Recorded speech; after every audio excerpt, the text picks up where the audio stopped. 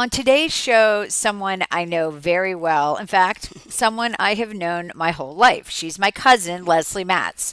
But besides being my cousin, she's also a perfect fit for this show because she has spent the first half of her career in professional football, working for NFL teams, and now she's a teacher, something she's passionate about and loves. She's also a wife and the mother of an incredibly talented adult son. Of course, I am biased. So, we're going to talk today about her transformation and also what it was like going from the bright lights of the NFL to teaching. Leslie, welcome to the program. Thank you so much for doing this. I appreciate it. Well, thanks so much for having me. It's an honor to be here both to talk about what you just discussed and be here as your cousin. So I call you my sister cousin because you and I were so close growing up. We still Yeah, are. We're 7 years apart. I've kind of always thought of you as my older sister. And so I watched a lot of your transformation, but you I did. think my audience is going to be interested to hear more about exactly how it happened. So talk about your early education. I mean, you majored in French, you studied in France. Did you feel like something involving foreign languages or international relations that was going to be your future? I did. I actually was a Latin geek, a Latin nerd back in high school. Loved languages and loved French, but I didn't take it till college. Ended up changing my major from English pre-law because I wanted to follow in your parents' footsteps and be a lawyer. But then I started taking French at Chapel Hill and I loved it and I decided to major in it. And my dad said, great, but what are you going to do with it? And I said, I Yeah. don't know, but I'm going to be here 4 years. I want to major in something I enjoy. Studying in France, my junior abroad, as you mentioned. I had never been to Europe. And then had a job lined up with a tutoring agency outside Philadelphia upon graduation, was ready to go. I had some students lined up, uh, and then the Eagles came calling. So, Okay, so one thing I want to back up and talk about a little bit is you and I, our parents kind of did this informal domestic exchange program every summer. So I was the Yankee, I went to North Carolina, you were the Southern girl, and you went to Philadelphia. So that's kind of how you developed this connection to Philadelphia, was through my family. And then, like you said, your life kind of happened there. Talk about getting into the NFL and getting into the Eagles. What year was that, and how did you yeah. begin that process? Okay, like you said, a lot of it did happen through your family organically, which is wonderful. Y'all's neighbors were people that ran the Eagles, and Susan Fletcher at the time was her name, asked me to come work for her at the Eagles upon graduation. And I said, absolutely not. I had no interest in working in the. I wasn't into football. Yeah, I I was loved going to say, Chapel Hill did you football. know anything about football at the time, or especially professional football? Yeah, not about professional football. Well, I should say I did follow the Eagles a little bit because of you guys, just being up when I was living up there too. But I didn't care about NFL football. I enjoyed football at Chapel Hill, but just as a fan. So I turned her down because I had the job lined up with the tutoring agency outside Philly, and that was what I was all about. And then she said, "Well, think about it and get back to me," even though I already told her no. And I thought, okay, well, I've got to buy a car, got to get an apartment. I didn't want to live with you guys for that long and overstay my welcome. So I told her I would do it for 1 year. That was 1983. I said, I will do it for 1 year and then I'll be out because then I thought I would have time to build up my clientele of students, love tutoring. By then I would tutor French and Latin and English as a second language. So I was ready to go. And so I was tutoring and then the Eagles job it built up once I took it. And that year turned into almost 12 years until I left. What were the different roles that you played at the Eagles? Quite a few. I started out as an admin assistant and I had no secretarial skills whatsoever. I used to type term papers for myself in college back when we actually had typewriters and not computers. And then I used to type term papers for other students to make a little extra money. And that was it. So I told Susan Fletcher, I said, I have no skills. And she was running the team. Her dad, Leonard Tose, owned the team. And she was the vice president, legal counsel, and first female GM in the NFL, and really only one to my knowledge that still exists. So I took the job knowing nothing except that I was a hard worker and I was loyal, and that's why she hired me. And I think she was all about getting women into professional sports, which I applaud her for because she hired about four of us, and I can talk more about that in a minute if you'd like. But I just, one thing led to another. I was an admin assistant, and then I was the marketing assistant, grew into that on the side. The team was sold, and then I was the associate marketing director and then the marketing director. Go figure. And along the lines, also the cheerleader director. Not as a dance instructor, I have no dance skills whatsoever, believe me, but I can manage and direct. So I manage the business side of the program. So I did run the cheerleader program as well for the Philadelphia Eagles. So it was neat. So I was there 11 and a half years doing all those different things. So it sounds like you had a really strong mentor in a woman running an NFL team at a time when that was just unheard of, and as you Yes. mentioned, probably still unheard of in many sectors today. I mean, what was that like being in the NFL at that time? I mean, it was and is a male-dominated industry. Yeah, great question. It definitely still is a male dominated industry, but there are so many more women in the league today. But back then, if you were a female and working for an NFL team, you were a secretary. And there's nothing wrong with that, not demeaning that whatsoever. But if you aimed for an executive role, to be a director or a vice president, you weren't going to get it. You weren't even going to interview for it because you just figured, I'm not going to get this. I will say that everything that I did, I don't want to say it fell in my lap because I worked very hard for it, but I wasn't aiming to grow in the direction of becoming the marketing director. I just proved myself by hard work, and they came to me and asked me to do that, to get promoted within the organization, which is a compliment to the Eagles for recognizing my abilities, but also encouraging women to advance. So the coaches at the time were great. I think they did look at us as all as secretaries, if you wish, and they had a really hard time with Susan Fletcher because she directed everything, business side and football side, and they had to really shift gears to, they came to respect her, but it took quite a while.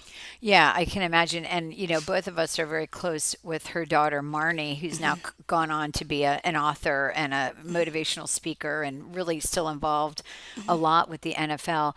And I think, I had a strong mom, you had a strong mother, but I think having those role models are so important. Now, one of the things that happens to a lot of women in our careers is that our life happens, right? We get Yes. married, we have children, and different things shift in terms of priorities. So at one point, you said, you know what? You had a child, you had a son, Connor, and you wanted to be in North Carolina, you wanted to be close to family, but you still wanted to stay in connection with your career. And so you started with a brand new team that we Yeah. now know today is the Carolina Panthers. Talk about that transition. That was at the time the hardest transition in my life. I All I had known from our career was the Philadelphia Eagles, and to leave that after almost 12 years was unheard of for me in terms of something I just could not fathom doing. But the draw of family, my parents being down here in North Carolina, was so strong, and they were going to help raise Connor in effect because my hours were quite a few, and my husband traveled a lot for his career. So we made the move, and once I made the move, I'm so grateful that I did, and it's been the best thing that we could have done for our family. Connor was 5 months old. He was actually 6 weeks old when I interviewed. They flew me down, and I brought Connor so my parents could see him, and we moved when he was 5 months old, and actually Chris, my husband, and I were apart for 5 months till he got a job down here that worked well for him, and but it was worth it for family, and family came to be come into play more and more. And I was with the Panthers for just shy of 11 years, till March of 2005 in terms of full time. I did stay on part time after that as a consultant, but in terms of being on the payroll, it was that stopped in 2005, and because family was important. Yeah, and I'll go back to the family question in a moment, but what was it like being on the ground floor of a new NFL Oh team? wow, it was amazing. The strangest thing at the beginning was going from the Eagles, where we were mid-season in 2000, excuse me, 1994, to coming to an organization that had no coaches, no players. We were not at a stadium because our stadium was being built. We were in a fancy building up in uptown Charlotte and had to wear dresses and hose and heels to work. I'm like, whoa, wasn't used to that at all. So it was quite a contrast, but everyone was lovely. And I am so grateful to have had the opportunity to be part of an organization that, number one, we didn't have that many employees then. So we got very close and we all helped and chip in wherever we needed to get everything done. And just to watch it grow like that, to come into its own and watch a coach be hired and the subsequent coaches and players was fascinating.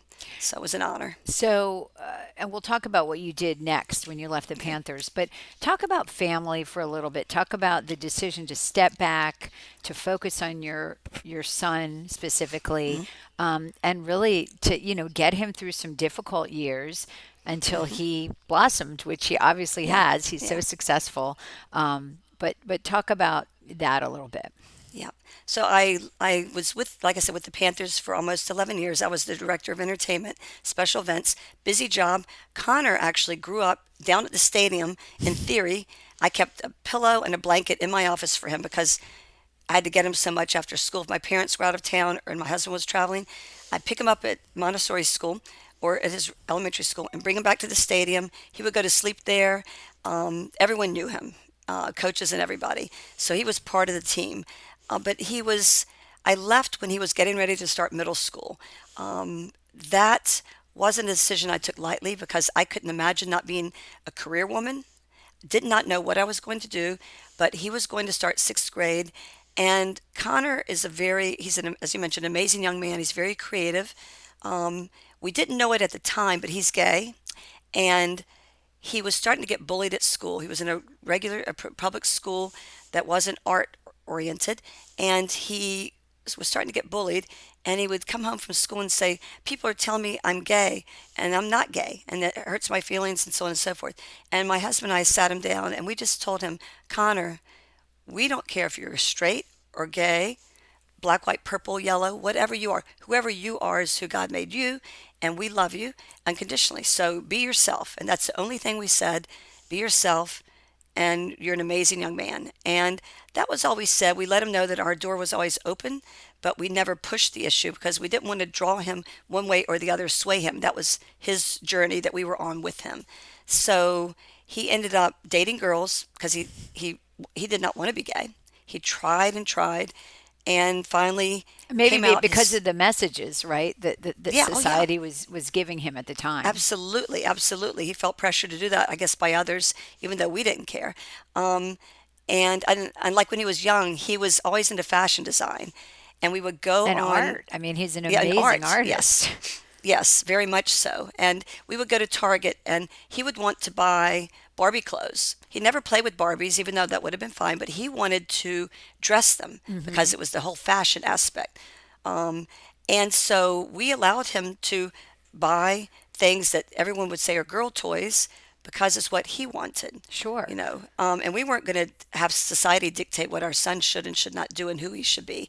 So he, as you mentioned, was very much and still is into arts. He had switched to an art magnet school in Charlotte, which was wonderful, and he majored in fashion apparel, and he did a great job in with visual arts, and then ended up going to University of North Carolina School of the Arts in Winston-Salem for high school for 2 years as a VA major, visual arts major, and blossomed, went to visual arts college, and then ended up not graduating from there because he was called out into Got the into the workforce. got Yeah. into the workforce, yes, after 2 years of college. And would So, tell us what he's doing today, because I know you're okay, so proud. we are. Thank you. He started out with Michael Kors in retail, and that actually at Sunglass Hut back in high school in the summers, and then Michael Kors when he was in college, part-time gig.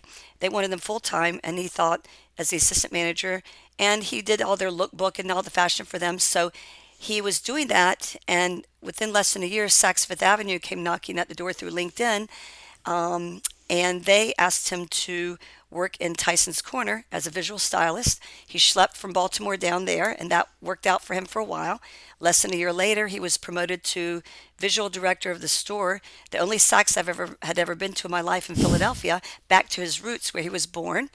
And then he got promoted to visual director of this store in Boston, and then in 2019 promoted to New York City, and he is on his third promotion there. He did some of the floors, and then he was visual director of windows. And then a year ago, he got promoted to visual director of the entire store at age 28, which is crazy. Yeah, So, and I know I love seeing when you post his windows and yeah. everything on Instagram because they're so beautiful.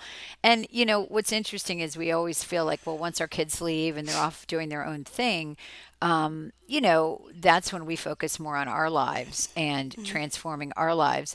But there was one instance where, even though he was gone and off in the world, you made a decision based on your family that was a little bit challenging. Talk about that. It was. I grew up Presbyterian at a USA a Presbyterian church, the mainstream. And then when we moved back to North Carolina, tried different churches to see if there was one that we felt was the right fit for us.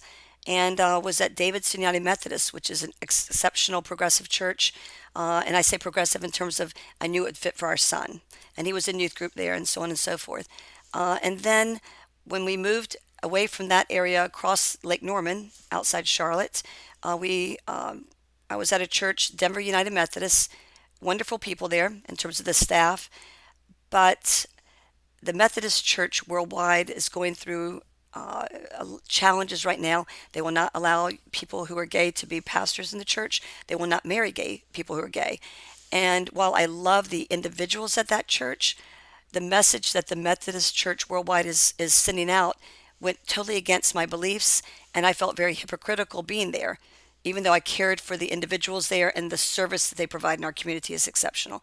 So I prayed about it a lot, and I just thought, I'm going to be led in whatever is the right thing for me to do, and ended up going to Unity Presbyterian Church here over in Denver, North Carolina, let me say. And it's been a great move for me. I did go back to the Methodist Church to speak at one of their town halls. And this is, I think, to what you're making reference. I felt very strongly that if we have a story to share that can help people understand what this is all about, then I should do so. So I went to a town hall. I prayed a lot before I went to it because I was very nervous to do so. But I felt led to get up and speak on behalf of our son and our family. So I let them know about our son. And I said, he is someone just like all of us. And I want to be a part of a church where if my son wants to get married in that church, he could do so. If he wanted to become a pastor, none of these he would want to do necessarily.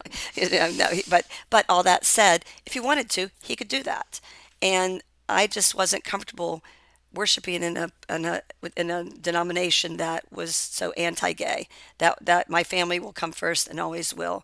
And so that was very, very important to me to be To take supportive that of. stand, yeah. Yeah, take that stance. Thank you. Yes. Absolutely.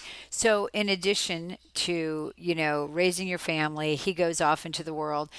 Now you're transforming. You went back after you left the NFL to that original thing that you were planning to do when you got out of Right. college, which was this love of languages and teaching other people. Talk about that. Talk about you started really just tutoring, and then it kind of Yes, blossomed into this it did. full blown business. It did. It's once again, I feel like, and I hate to say things have fallen in my lap. I work hard for everything I've earned. However, I haven't pushed. I didn't try to become a teacher again. Someone needed. So I was talking to a friend of mine and said, my boys want to learn French. I was like, okay, that'd be great. So I started teaching them French at our house. And then my brother has sent several people my way to teach and to tutor. And those became students I work with, some of them for 10 years, teaching them French and Latin and then Spanish. I do a little bit of Spanish, not that much, but some. And it's been amazing, something I never would imagine would blossom the way it did. And I'm just so grateful for this opportunity because it really is my passion. I loved being in the NFL. And to your point earlier, being a woman in the NFL was quite an honor to help blaze some trails. But doing what I'm passionate about and creating my own schedule, so reinventing myself later in life, in late 40s, you know, I did up on 50 at the time, has been such an honor. And I'm passionate about it. I love learning, and to have this opportunity to develop lesson plans and cater my lessons to each individual student has been wonderful. And it just goes to show that, you know, we're never too old to follow our dreams, Sometimes those dreams are hidden. We don't really know what they are, but they come out and make themselves known. And we should never, ever hesitate to do what our heart tells us. Absolutely. And I mean, you're still rolling and you Yeah. are what? I We're just turned 64. okay. Yeah. Okay. Yeah. Well, you look fantastic, No, of thank you. course. Thank you. You know, a lot of women at my age, at your age, they feel stuck. They feel maybe like people don't see them as relevant anymore. I mean, Yes. what advice do you have for women to getting unstuck? I mean, how do you get Yeah. unstuck? How do you find that next chapter? How do you take that risk? Um, Obviously, having a supportive spouse or family members or friends is important. But if you don't believe it within your heart, you're not gonna take that leap. So I think each person has to have that almost time of meditation to sit down and know truly your gut's going to tell you, your heart's going to tell you what makes you happy. What have you not done that you want to do?